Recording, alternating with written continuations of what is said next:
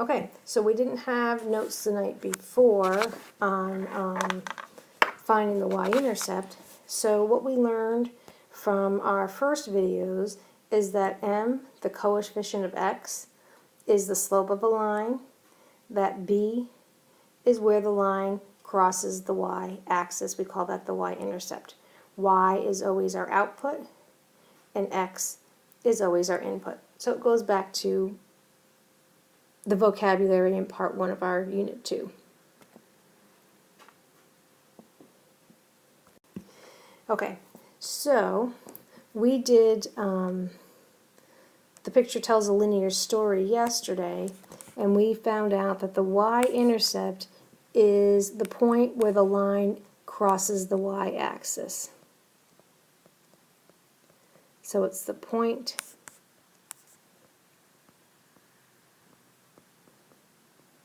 where the line crosses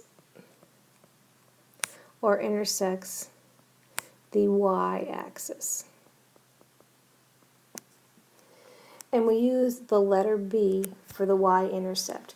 So this equation right here, the slope-intercept form of a line, y equals mx plus b, that is one equation that needs to be seared into your memory for the rest of your mathematics career. M is the slope, b is the y-intercept, and it's y equals mx plus b. So that's where m is the slope. We can find that by using the rise over run from a graph. We can find that by using the slope formula. And b is the y-intercept. And the y-intercept is always written, x is always 0, and b is where it crosses the y-axis. So if we look at this graph right here, we have an increasing linear function. We know it's increasing because it's going uphill. We know it's linear because it's straight from top to bottom. And we're looking for the point where it crosses the y-axis. And where it crosses the y-axis is right here.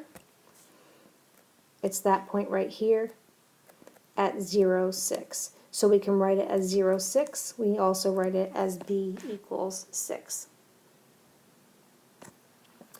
So from a graph, it's just where it crosses the y-axis. From an equation, we need to identify the slope, which is the coefficient of x, and the y-intercept, which is the constant. So in problem number 1, if we write this in the form as y equals mx plus b, 3 is our slope, so m is the slope, which equals 3, and the y-intercept is also 3, and we can write that as an ordered pair as 0, 3. So here's our y-intercept. It's the constant. In this case, it happens to be positive because there's a plus sign right here. Go ahead for 2, 3, and 4, find the slope, and find the y-intercept. Pause the video, and then you can check your answers. So again, the slope is the coefficient of x. If there isn't a number there, we write it as 1. The y-intercept is what comes after x, and in this case it's a negative 4 over minus 4, or minus 4, and we can write that as 0, negative 4. For example 3, the slope is the number in front of x. In this case it's 1/2. The y-intercept is the number that comes after x, and that's negative 5. We include the minus sign in this one, and we can write that as 0, negative 5. And in number 4, if we wrote this as y equals mx plus b, the b is missing. So what number can we add to negative x to get the same thing? We can add 0. So the slope is negative 1. We could put a 1 there if we need it. And the y-intercept is 0. We can write that as 0, 0. And if you remember from the first set of notes, this would pass through the origin because the y-intercept is 0. So this equation would have direct variation. Okay, last one, number 5. Given the equation 3x minus 4 identify 2 points that lie on the line. So we're just going to pick variables for x. We could pick anything. I'm going to pick 0 because it's easy. So we're going to let x equal 0, and we need to find y. So if I plug in 0 for x,